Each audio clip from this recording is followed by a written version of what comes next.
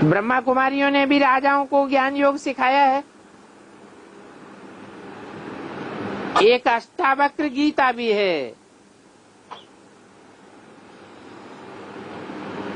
जिसमें दिखाते हैं कि राजा को वैराग आया, बोला हमको कोई परमात्मा से मिलावे। फिर ढिंडोरा पिटवाया।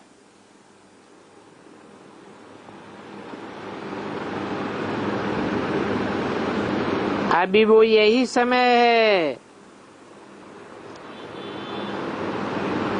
तुम जा करके राजाओं को ज्ञान देते हो बाप से मिलाने के लिए। जैसे जैसे तुम बाप से मिले हो वैसे वैसे औरों को भी मिलाना है। इस पर एक कहानी बनाई है।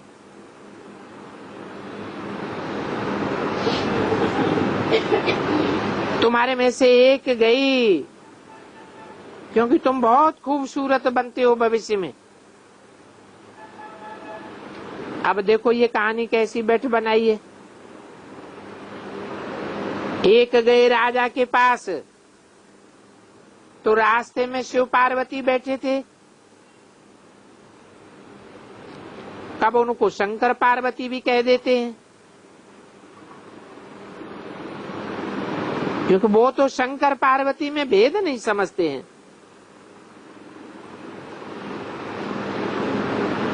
तो उन्होंने देखा कि राजा के पास जाते हैं, सुंदर तो बहुत हैं।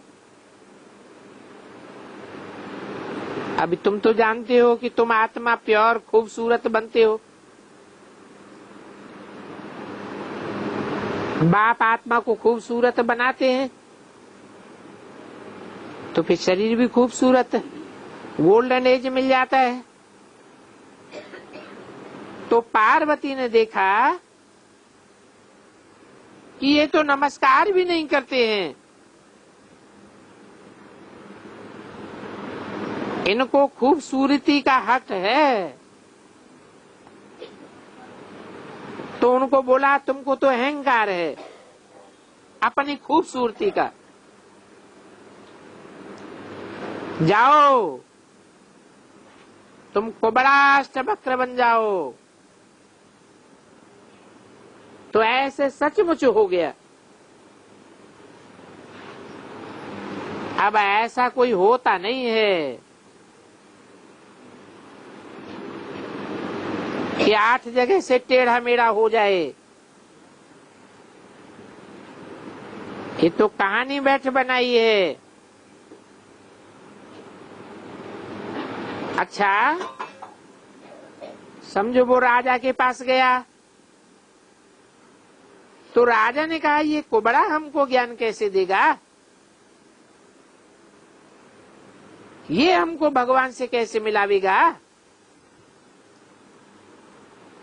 तो उसने कहा राजा जी आप मेरे शरीर को नहीं देखो, मेरी आत्मा को देखो, मैं तुमको भगवान से मिलाऊंगा और इसीलिए मैं तुम्हारे पास आया हूं। तुम बच्चे भी कहते हो कि हम तुमको स्वर्ग का मालिक बनाएंगे, मुक्ति जीवन मुक्ति दिलवावेंगे। फिर उस राजा को वो जंगल में ले गया और बोला कि शिव बाबा को याद करो, सिवाय एक शिव बाबा के और कोई को याद नहीं करना। बस देखते देखते वो राजा ध्यान में चला गया। तुम्हारे पास भी शुरू में बैठे बैठे एक दो देखते देखते ध्यान में चले जाते थे, बड़ा वंडर लगता था। इनमें बाप था ना,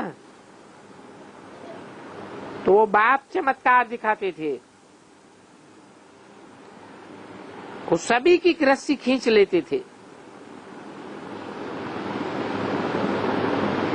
तो ये बाप दादा इकट्ठे हो गए, कब्रिस्तान बनाते थे। सभी बाप की याद में सो जाओ।